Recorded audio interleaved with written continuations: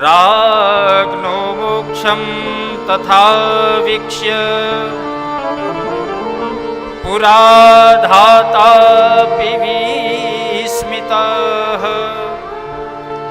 સત્યલોકે તુલાં બદ્ધ્વા તોલયત સાધનાન્યજઃ. જ્યારે સુખદેવજી મહારાજે રાજા પરીક્ષિતને આ કથા સંભળાવીને તો રાજા પરીક્ષિતનો મોક્ષ થઈ ગયો. મોક્ષ થયો એટલે બ્રહ્માજીને વિચાર આવ્યો, અરે આવો તો આ શ્રીમદ ભાગવતજીની અંદર શું છે, કેટલી સાતત્યતા છે, કેટલું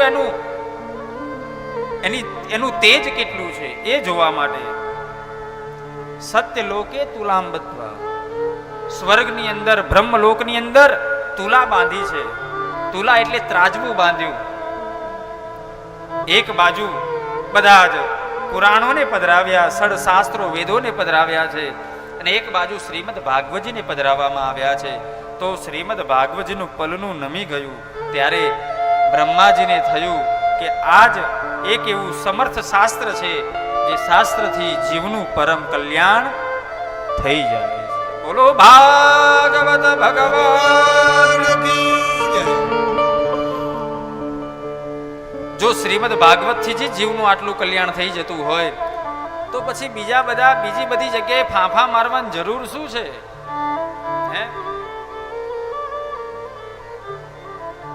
કોઈ કહે આનાથી જાઓ, આનો થપ્પો ખાઈ જાઓ તો આમ થઈ જશે, આના જોડે જાઓ તો આવું થઈ જશે, આના જોડે જાઓ આવું થઈ જશે.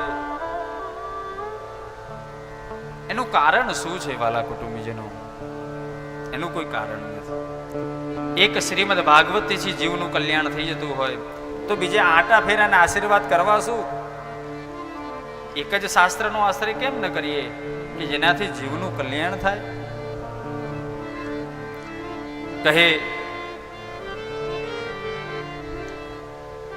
આ શ્રીમદ ભાગવત જે સાંભળે છે, પઠના શ્રવણ સદ્યો વૈકુંઠ ફલદાયકમ.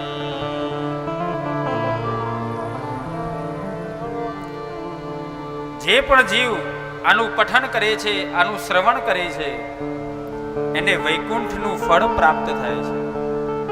બેઠા બેઠા જ વૈકુંઠનું ફળ અનુભૂતિ થઈ જાય અહીંયા. પછી એને વૈકુંઠમાં આટા મારવાની જરૂર નથી, અહીંયા જ વૈકુંઠ આવી જાય. જે પણ જીવ નિષ્કપટ ભાવથી આનું પઠન કરે છે કે ભગવાનની કથાને સાંભળે છે, કહે છે સપ્તાહેન શ્રુતમ ચૈતત સર્વથા મુક્તિદાયકમ સનકાદ્યૈ પરા પ્રોક્તમ નારદાય દયા પરૈ. સપ્તાહેન શ્રુતમ ચૈતત સર્વથા મુક્તિદાયકમ.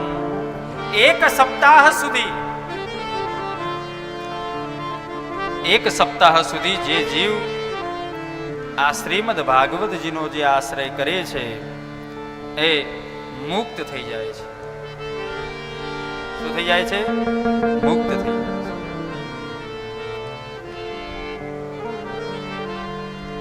તેનો મતલબ એવો થયો કે આપણને કોઈએ બાંધ્યા છે.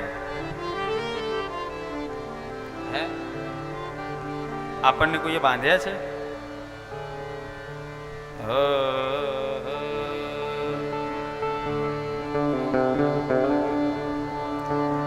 લોક વિગ્રહ મુક્તસ્ય નારદસ્ય સ્થિરસ્ય ચ વિધિ શ્રવે કુત પ્રીતિ સંયોગ કુત્રતૈ સહ. કહે છે